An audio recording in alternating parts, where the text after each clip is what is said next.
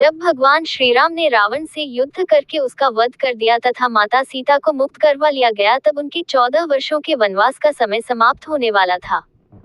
अब उन्हें जल्द से जल्द अयोध्या पहुंचाना था तथा इसके लिए लंका के नए राजा विभीषण ने उन्हें अपने पुष्पक विमान के द्वारा अयोध्या पहुंचाने का अनुरोध किया। श्रीराम ने उनकी यह विनती मान ली तथा अपनी पत्नी सीता, भाई लक्ष्मण तथा सभी मित्रों के साथ पुष्पक विमान में बैठकर अयोध्या के लिए प्रस्थान कर गए। लंका से वापस अयोध्या लौटते समय श्रीराम कई जगह रुके थे। श्रीराम ने पुष्पक विमान को भारद्वाज मुनि के आश्रम में उतरने का आदेश दिया, क्योंकि वे जाते समय उनके दर्शन करना चाहते थे। भारद्वाज मुनि के आश्रम पहुंचकर श्रीराम ने सभी के साथ उनका आशीर्वाद लिया तथा ज्ञान प्राप्त किया। भारद्वाज मुनि भी प्रभु के आगमन से बहुत खुश हुए।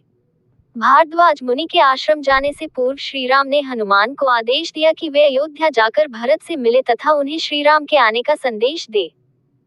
साथ ही उन्होंने कहा कि इसके पश्चात वे अपने मित्र निषादराज गुह से जाकर मिलेंगे, इसलिए हनुमान भरत को सूचना देने के पश्चात वही आकर श्रीराम से मिले।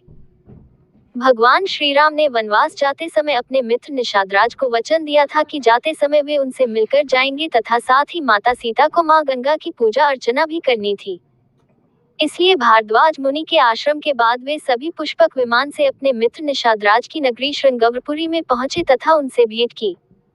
वहां पहुंचकर माता सीता ने मां गंगा की पूजा की।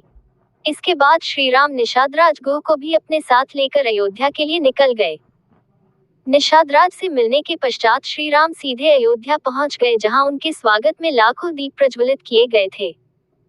ये कार्तिक मास की अमावस्या की रात थी, जो वर्ष की सबसे काली रात होती है, किंतु अयोध्या वासियों ने संपूर्ण नगरी व राजमहल को दीपक की रोशनी से जगमग कर दिया था।